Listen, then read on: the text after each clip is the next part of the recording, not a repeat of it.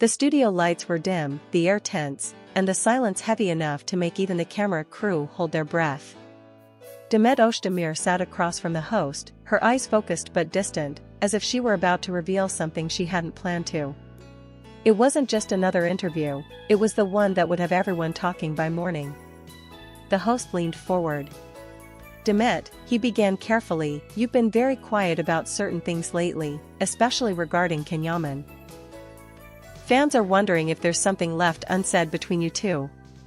Demet smiled faintly, the kind of smile that hides a storm behind it. I've been quiet because sometimes silence protects more than words ever could. The audience leaned in. The host didn't interrupt. He knew this was leading somewhere. After a long pause, Demet continued, her voice trembling just enough to reveal the weight of what she was saying. There are things between people that even time doesn't fully erase. And sometimes, you can't explain them, even to yourself. The host blinked. Are you talking about Can? She didn't answer directly. Instead, she took a slow breath and whispered, let's just say, not everything that ends is finished.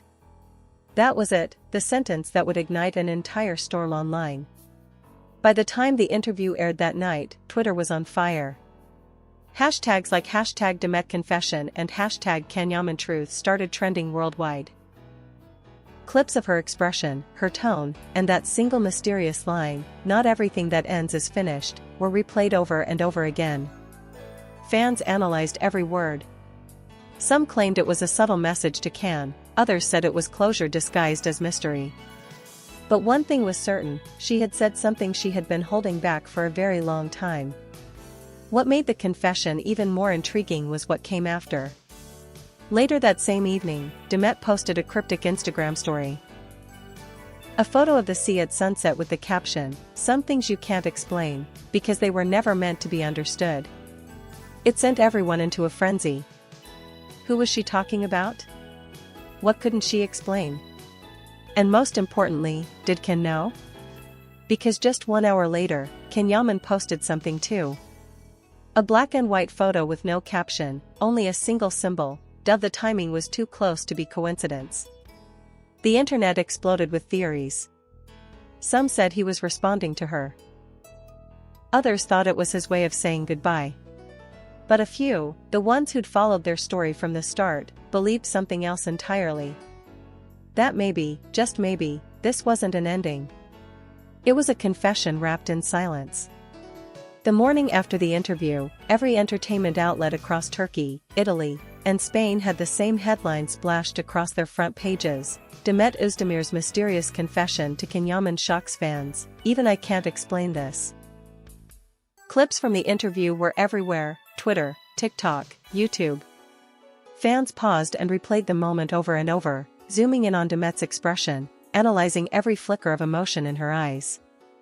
There was something raw there, something real. The kind of look that doesn't belong to an actress in character, but to a woman remembering something she wished she could forget. For days, social media was flooded with theories. Some said the confession referred to their secret breakup years ago. Others believed it hinted at something that had recently happened between them, a private message, a phone call, a moment off camera that no one knew about. Whatever it was, the internet could feel it, this wasn't scripted. Meanwhile, Yaman remained silent. No interviews, no comments, no statements, just that one dove emoji he had posted right after her confession. It wasn't much, but it was enough to drive fans wild. The dove, a symbol of peace, freedom, or maybe forgiveness. Was it his way of responding without words? A journalist who had worked closely with both of them during her Kensi Kuss said in an interview, what they had wasn't just chemistry, it was connection. And connections like that don't disappear. They just go quiet. Behind the scenes, Demet tried to move on with her normal routine. But her team noticed something was different. During rehearsals, she was quieter than usual. She would stare at her phone during breaks, typing something, then deleting it again and again. One assistant later admitted, it looked like she wanted to send a message but couldn't decide what to say. The truth was, she had already written it. A long, unsent message sitting in her drafts for days. It started with 3 simple words, "I saw you." Those words were loaded. Because a week before that interview, Demet had been in Rome, secretly. She was there for a photo shoot, or at least that's what everyone thought. But one evening, as she walked through the narrow streets near Trastevere, she saw him, Ken, sitting at an outdoor cafe. He wasn't alone. Next to him was Sarah Bluma. They weren't doing anything inappropriate. No hand-holding, no closeness. Just 2 people laughing under the warm Italian lights. But for Demet, that moment froze everything. It wasn't jealousy. It was realization. Realization that life had truly moved on. That the version of us she kept in her heart no longer existed anywhere else but in her memory. She walked away without saying a word. That night, back in her hotel room, she wrote the message she never sent. "I saw you. And I realized something. Maybe I was never supposed to understand why things happened the way they did. Maybe it's not something I can explain, even to myself." She stared at it for hours. Then she deleted it. And that, ironically, was the seed of the sentence that stunned the world, "Even I can't explain this." It wasn't planned, wasn't written in a script. It slipped out of her heart before her mind could stop it. What she didn't know was that Ken had also seen her that night. He hadn't called out because she was already walking away.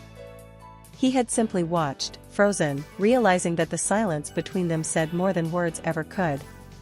And that silence was the one thing neither of them could explain. For days after that night in Rome, Ken couldn't shake the image from his mind. Demet, standing across the street, still, silent, her face half lit by the glow of the streetlights. He hadn't expected to see her, not there, not then. The moment lasted only seconds, but it felt like time stopped. He opened his mouth to call out her name, but something inside him froze. Maybe guilt. Maybe disbelief. Maybe just the shock of realizing how small the world still was between them. After she walked away, he sat at that cafe, barely hearing a word Sarah was saying. The laughter around him faded into a blur. All he could think about was that look in Demet's eyes, not anger, not jealousy, but something deeper. It was the look of someone who had finally accepted that the story was over.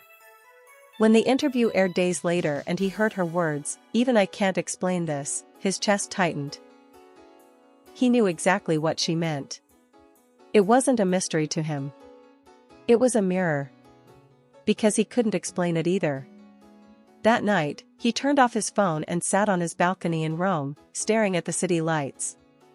He thought about everything, their first meeting on set, the long hours of filming, the moments when they'd laughed so hard the cameras had to stop rolling, and the quiet glances that said everything words couldn't. It all felt like another lifetime.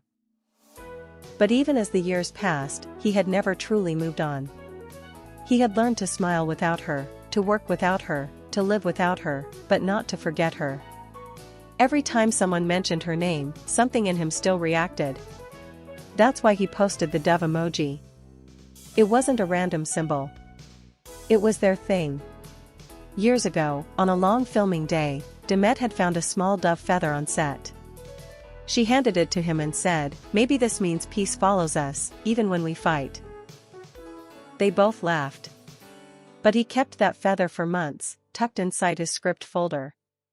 So when he saw her confession, and the line "Even I can't explain this," he didn't need to write a paragraph or make a statement. The dove was enough. It was his way of saying, "I know." The next morning, though, he regretted posting it. Not because he didn't mean it, but because it reopened every wound they had both tried to close. The press went wild. His team begged him to stay silent. "Don't feed the fire," they said. But how do you stay silent when someone speaks directly to the part of you that still remembers? That evening, he wrote her a message. "I saw you that night. You didn't need to walk away." He stared at it for minutes, unsure if he should send it. His thumb hovered over the screen, then he locked his phone and set it aside. He didn't send it. Just like her, he chose silence. But silence has a strange way of connecting two people who are still listening for each other. A few days later, one of Can's close friends revealed something that added fuel to the fire. He hasn't stopped talking about her since the interview. He says it's strange, you think something's gone, and then one sentence brings it all back. And it did. That one sentence from Demet, "Even I can't explain this," had opened everything they'd tried to bury. What no one knew yet was that fate had one last cruel twist to add. In just a few weeks, both would be invited to the same event, in Milan. Neither expected to see the other. But once again, destiny had other plans. The Milan Fashion Gala was one of those events where every flash of a camera could rewrite a story. It wasn't just a red carpet, it was a battlefield of glances, gestures, and whispers. Both Demet and Can had been invited separately, yet the moment their names appeared on the guest list, the media sensed blood. Will they finally meet again after the confession? Screamed the headlines. Demet arrived first. Her entrance silenced the crowd, a black satin dress, sleek hair, and that unmistakable quiet confidence that comes only when a woman knows her worth. She smiled politely, posed for a few pictures, then made her way inside. But inside, her heart raced. She knew he would come. She could feel it. Minutes later, the doors opened, and there he was, Yaman. Dressed in classic black, eyes hidden behind tinted glasses, walking as if the chaos around him didn't exist. But when he stepped inside and saw her across the room, even the cameras seemed to hesitate. For a heartbeat, their eyes met, two people with years of history between them, pretending they were strangers. The organizers, perhaps unknowingly, or maybe intentionally, had placed them near each other. Only a few tables apart. Every now and then, she could feel his gaze. Every time she looked up, he quickly turned away. Midway through the evening, something unexpected happened. During a short break, Demet walked out to the garden terrace for some air. The night was calm, the city lights reflecting softly on the marble floor. And then, a voice behind her, "Demet." She froze. It had been so long since she'd heard her name said like that. Softly, almost like a memory. She turned. It was him. Neither spoke for several seconds. The world around them seemed to disappear. "You saw me that night," he said quietly, breaking the silence. "In Rome." Her lips parted slightly, but she didn't answer. "I wanted to call you," he continued, "but I didn't know if you'd stop, or keep walking." Demet looked down, taking a breath. "You should have called," she whispered. "But maybe it's better you didn't." He took a hesitant step closer. "And your confession? That night on TV, was it about me?" She met his eyes then, calm, steady, but full of unspoken things. "If you have to ask," she said softly, "then maybe it wasn't meant for you." It was the perfect Demet answer, beautiful, painful, and mysterious all at once. Ken exhaled, half a smile breaking through his sadness. "You never make it easy to understand you." "That's because you always listened with your pride, not your heart," she replied. Silence again. But this time it wasn't cold. It was full of memories, regrets, what-ifs. The kind of silence that only two people who once loved each other deeply could share. "I didn't unfollow you," he said suddenly. "You unfollowed me first." She smiled faintly. "Someone had to do it." He nodded slowly, looking down, then back at her. "And now?" Demet's answer came like a whisper carried by the wind. "Now I follow peace." For a long moment, they just stood there. No cameras, no noise, just two hearts that had finally run out of words. Then Demet turned, walked past him, and disappeared into the soft glow of the hallway lights. Ken stayed there a while, looking up at the Milan sky. When he finally went back inside, he didn't say a word. But his expression said everything, a quiet acceptance that sometimes, love doesn't need to be fixed. It just needs to be remembered. That night, the press wrote about their reunion, the unspoken tension, the secret conversation. None of them got it right. Because what happened wasn't drama, it was closure. The next morning, Demet posted a photo, her hand reaching toward the sky, sunlight spilling through her fingers. Caption: Some things are felt, not explained. And once again, the world stopped to listen. The morning after Milan was unnaturally quiet. No press releases, no official statements. Just a world that somehow knew something had changed. The headlines were everywhere: Demet and Can face to face again, the reunion that broke the internet. But for the two people at the center of it, there were no fireworks, no drama, only a strange peace that lingered after years of storm. Demet woke early that morning in her hotel suite, the city still half asleep outside. The events of the night replayed in her mind, the terrace, his voice, that single sentence, "Now I follow peace." She smiled faintly. For the first time in a long time, she didn't feel the ache in her chest when she thought of him. It wasn't because she had forgotten him. It was because she had finally forgiven him, and herself. Her phone buzzed. One new message. It was from an unknown number, but she knew exactly who it was. "Thank you for last night. For not pretending. For everything." She read it twice. Then she locked her screen and placed the phone face down on the table. No reply. Not out of pride, but because she knew, some goodbyes are meant to stay silent. Can, meanwhile, was sitting by his hotel window in Rome later that day, a cup of coffee untouched in front of him. He had watched the sunrise, thinking about that final look on her face as she walked away. There was no bitterness, no anger. Just calm. The kind of calm you feel when something ends exactly how it was supposed to. He opened Instagram, not to post, but to look. For a moment, he hovered over her profile. He didn't need to scroll. The first post he saw was her hand reaching toward the sky, captioned, "Some things are felt, not explained." He smiled. "You're right," he murmured to himself. "You never could be explained." Then, without hesitation, he double-tapped the photo. A quiet like from across the distance.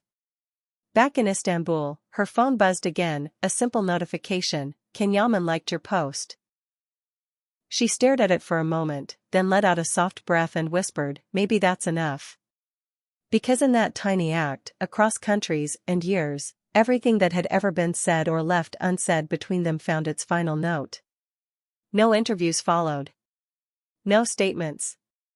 Just two people, somewhere in the world, finally at peace with the story they had once written together.